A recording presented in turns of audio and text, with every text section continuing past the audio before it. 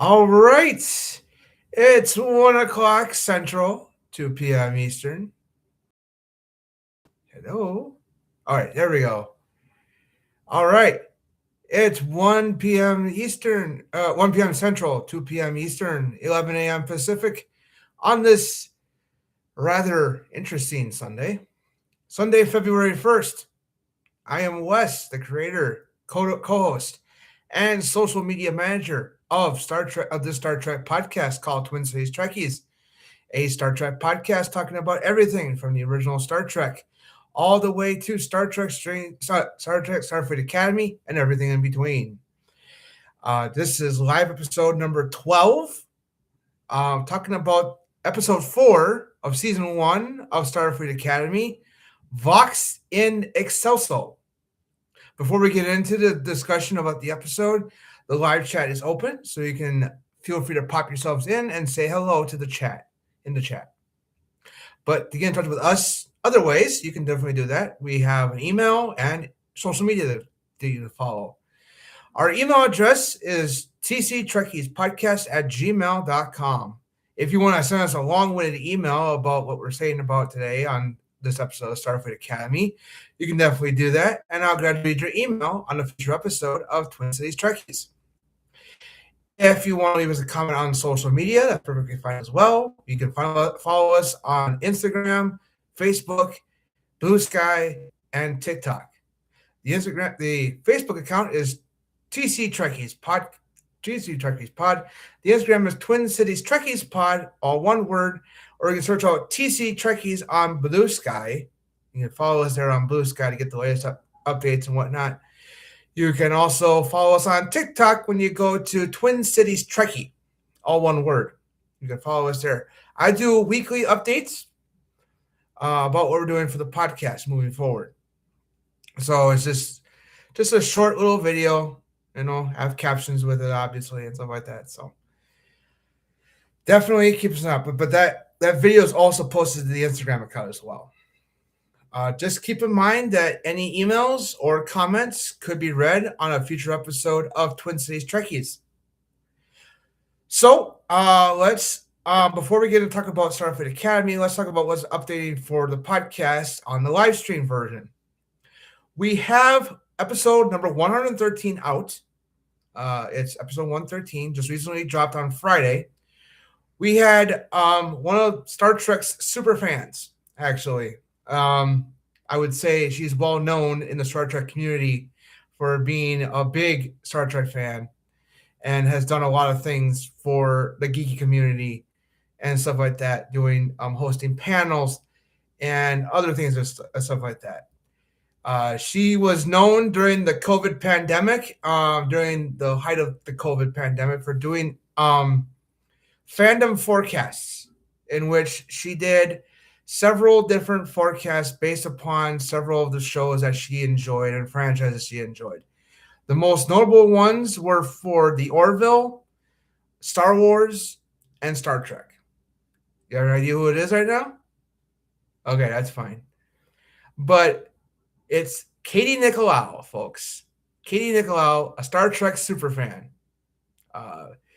She is actually one of the morning meteorologists at WLNS TV in Lansing, Michigan. And she and I did a discussion about the weather in Star Trek, Let He Is Without Sin from Deep Space Nine.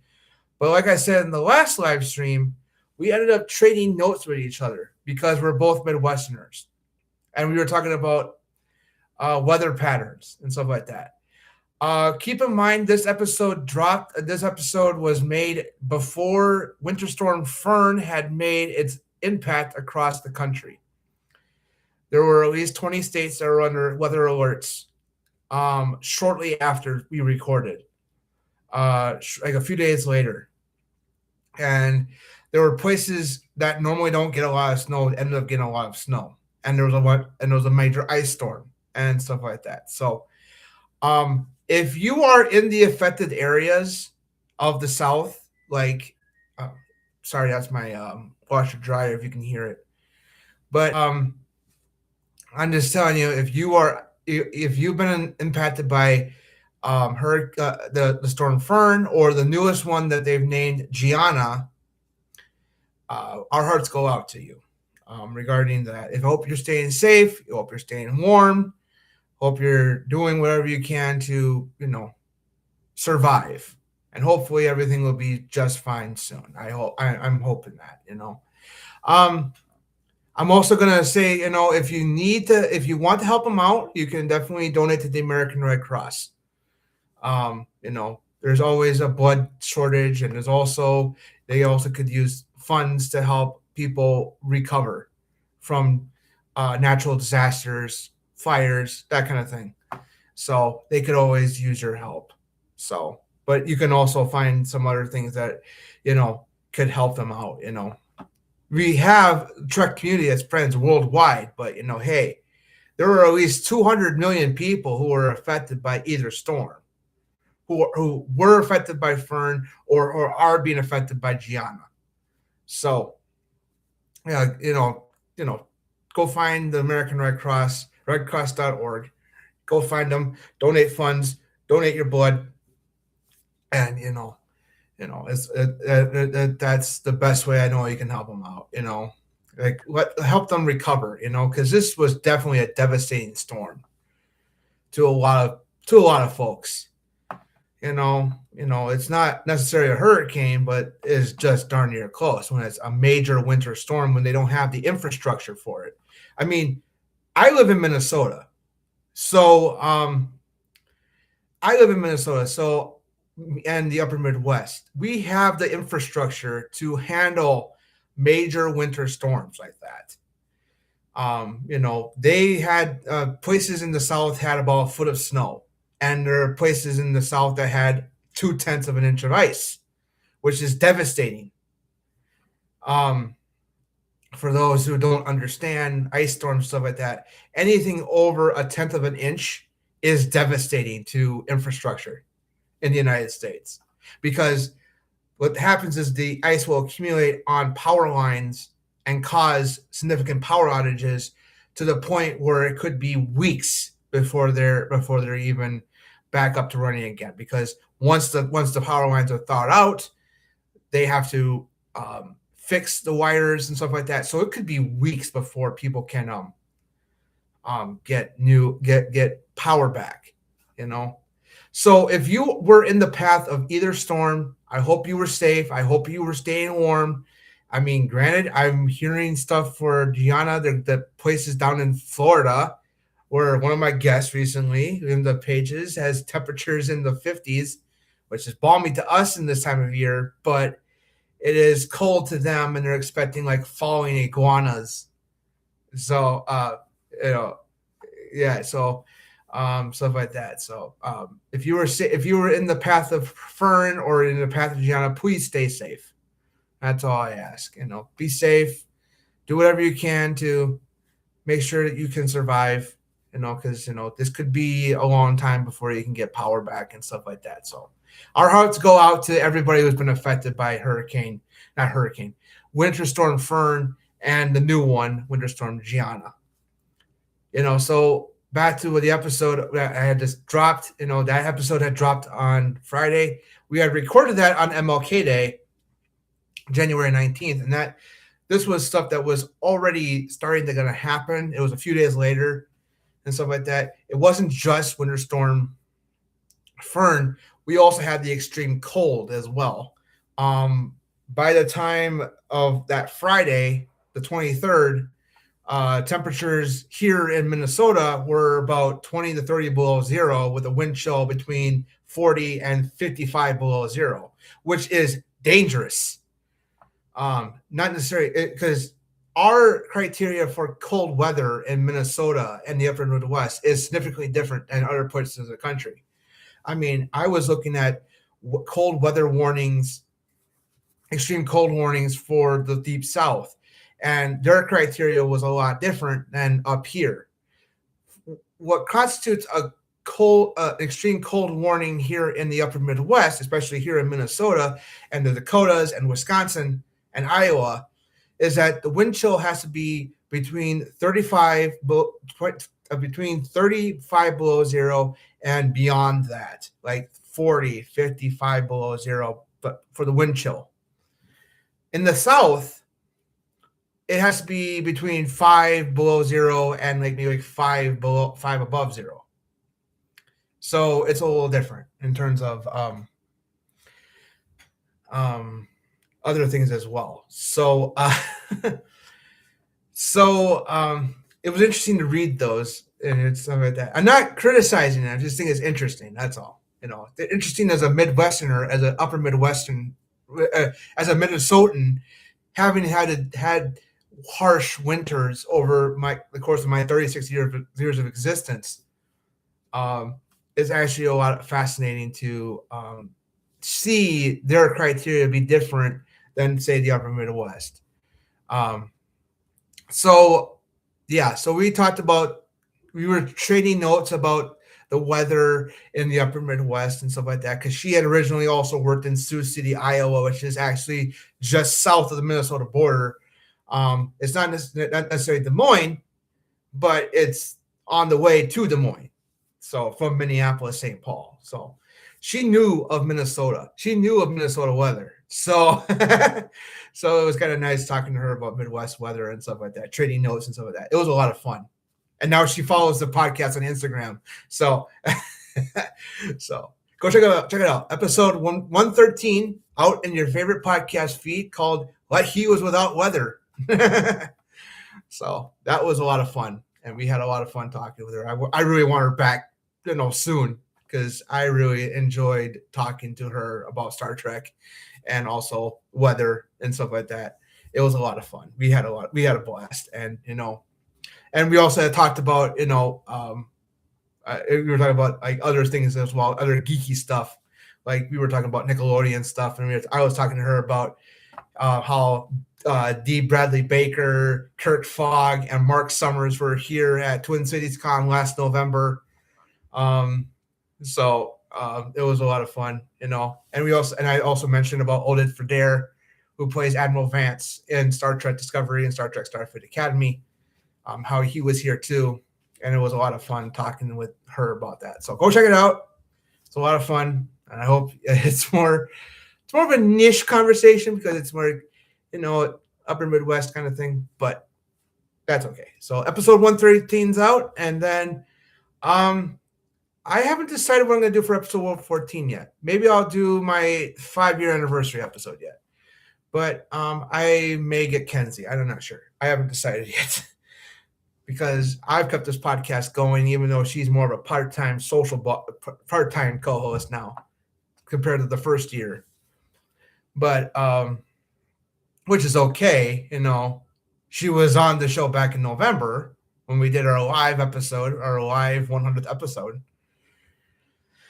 But I just thought I'd let you guys know what's going on. And then we're going to start the celebration soon regarding the 25th anniversary of Enterprise and the 60th anniversary of Star Trek. And we'll get that going. We'll get everything else that we wanted to do this year out and kicked off, and we'll keep going the rest of the year. And can't believe February 1st, in 16 days, this podcast turns 5 years old. So crazy how it be that we've been doing podcasting for almost 5 years, and I've enjoyed every minute of it. Crazy to think that, but that will probably be one of the episodes soon, talking about the 5th anniversary of Twin Cities Trekkies and stuff like that. So, but that's the plan, and then the rest of the live streams are going to be the same.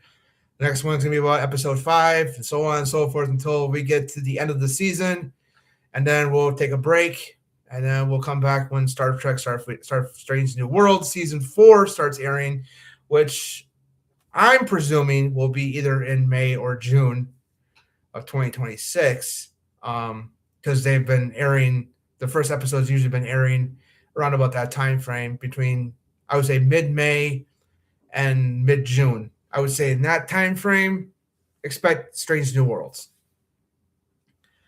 And I'm hoping, here's what I'm hoping for a 60th anniversary of Star Trek, that they do a a massive special for the 50th, 60th anniversary, like a massive special, with, kind of like the 30th anniversary special they did back in 1996, where they have many of the cast members from the various shows.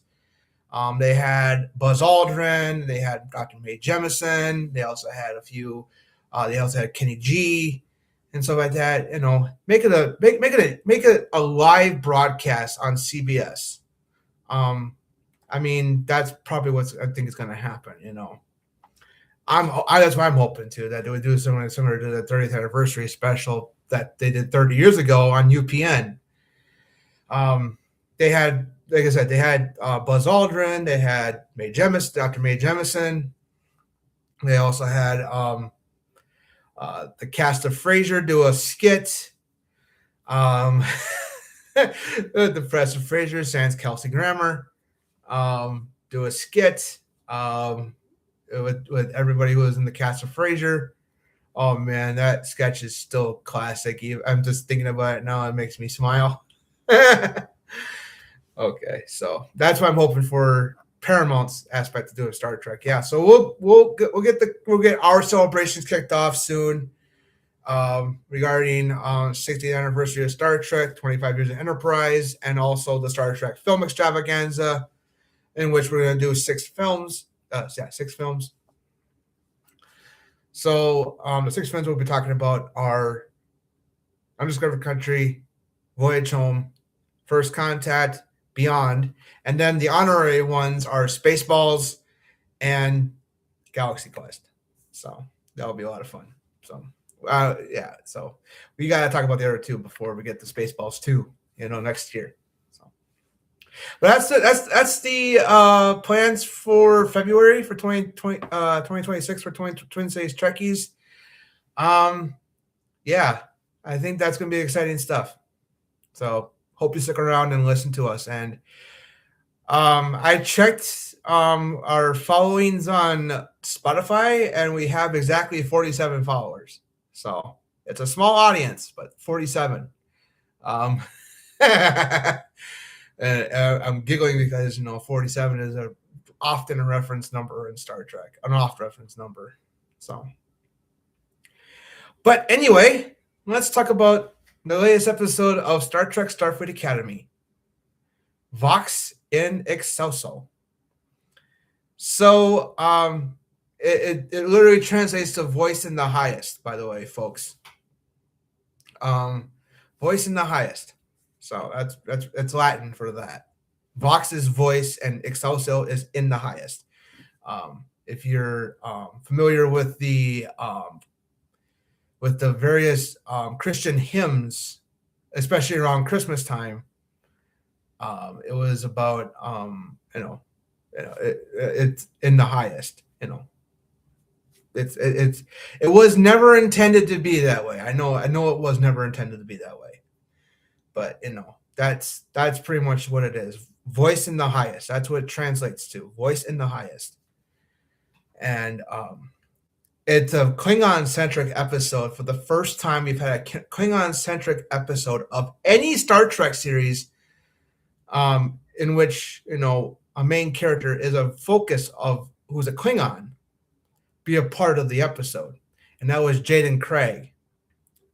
So it was an interesting aspect. I mean, I was watching this episode on Thursday afternoon, shortly after I got home for the day, and I was very fascinated by this, actually, because it was dealing with.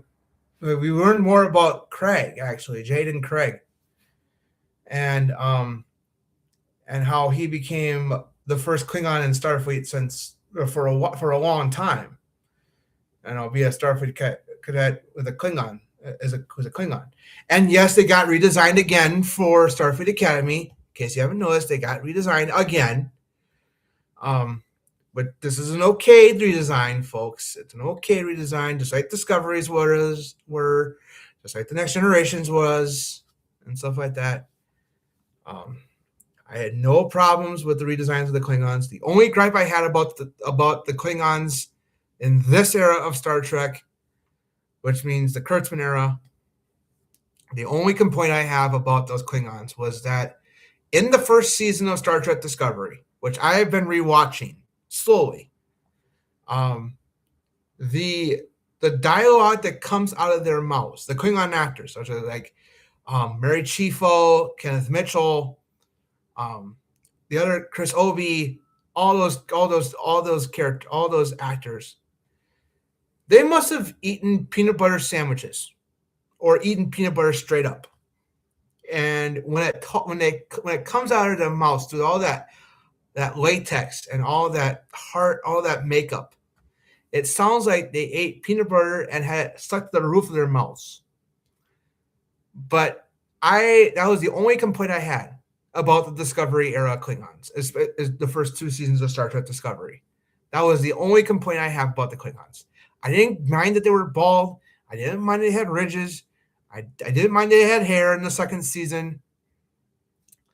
But I really thought it was interesting redesign.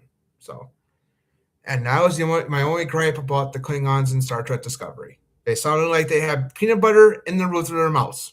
That was it. That was my only complaint about it. And then when they did it for Strange New Worlds and they did it for the Starfleet Academy, it's gotten better, and the makeup's gotten better, and we got to learn more about what had happened. Now we have an explanation of why the Klingons don't appear in the final 3 seasons of Discovery canonically wise. The main reason why we didn't see them in seasons 3 through 5 of Discovery was because of how much backlash the fans gave to the redesign of the Klingons for the first 2 seasons. But we learn in this episode that in that major galactic event, which is part of season 3 of Star Trek Discovery, the burn, which I think was one of the most ridiculous reveals ever.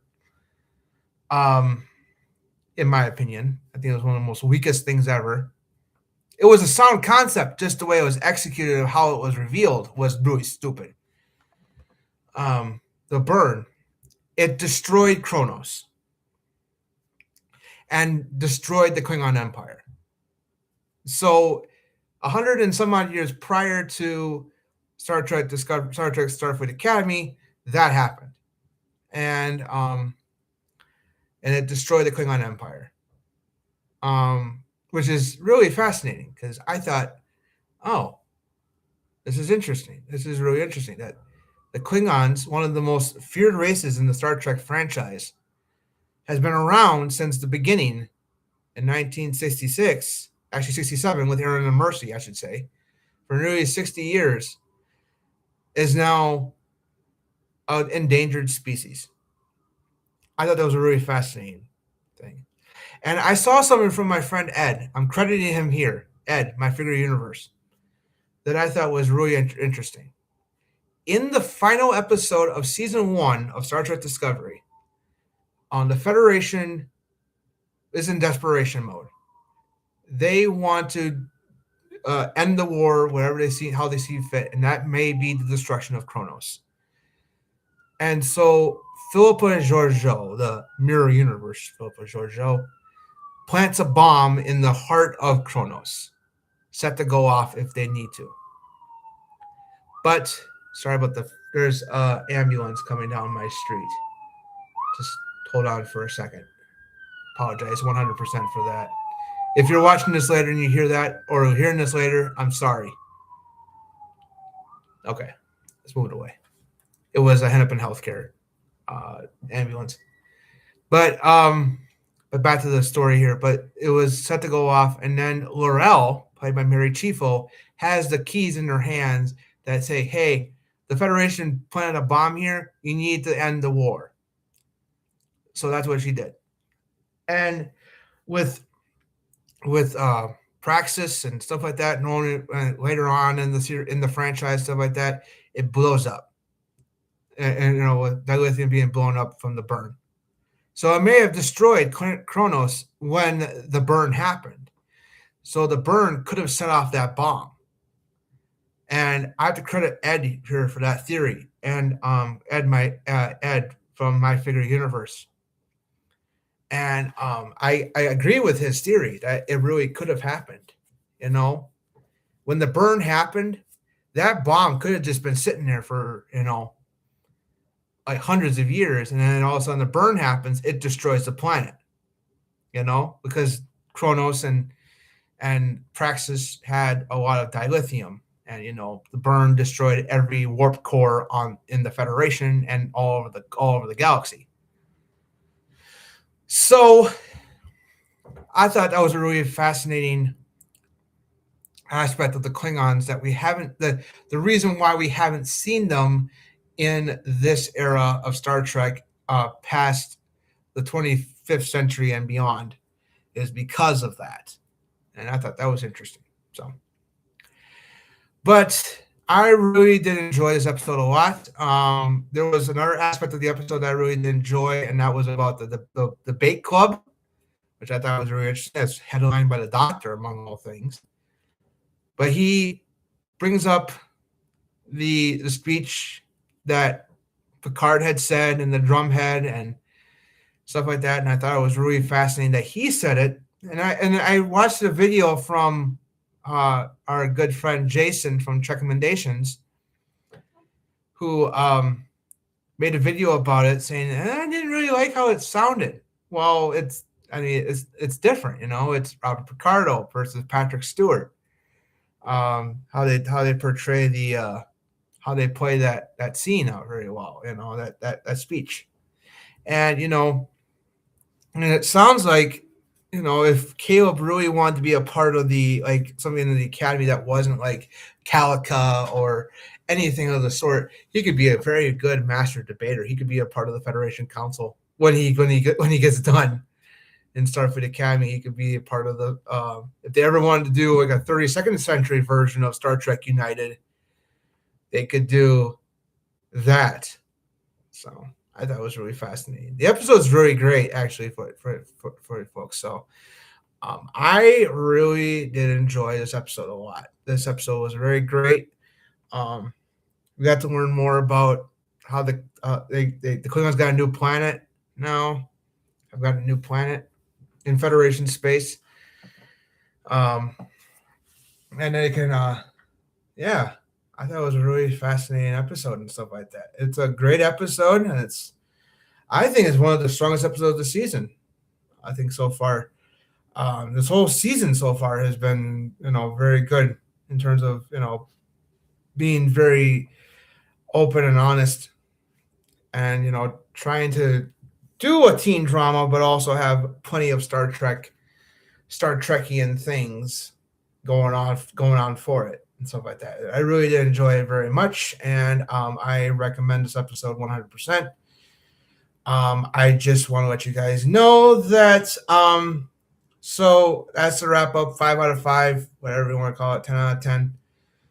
But I wanted to say thank you so much to everybody who's watched the show and watched this show and stuff like that. Listen to the podcast, stuff like that. It's been a pleasure doing this for the last 5 years. Not necessarily live streams, but definitely podcast episodes and stuff like that. Because I had one of my best friends told me she really appreciated me using this platform to talk about what was going on the past couple of weeks here in Minneapolis regarding immigration enforcement and stuff like that. And I just wanted to let you guys know that I really do appreciate everybody who has done whatever they could to stand in solidarity with the city of Minneapolis.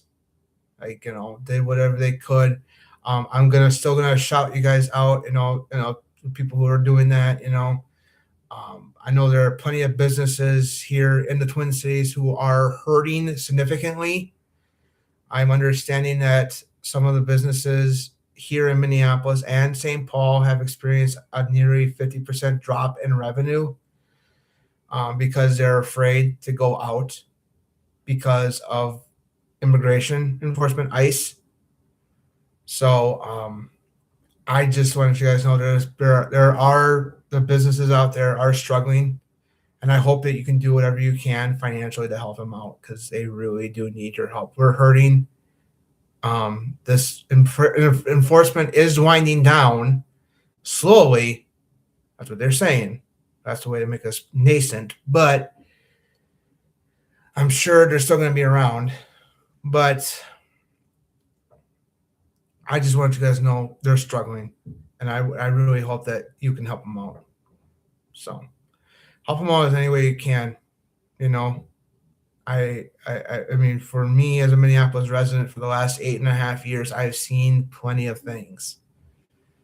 I've seen plenty of bad in this city. I've seen plenty of bad, not just with not just with the murders of Renee Good and Alex Preddy, but also with the George Floyd riots. You know, I lived through the George Floyd riots.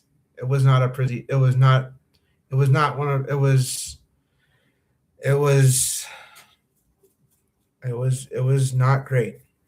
So not great to live through it, but I did. We came out stronger because of it.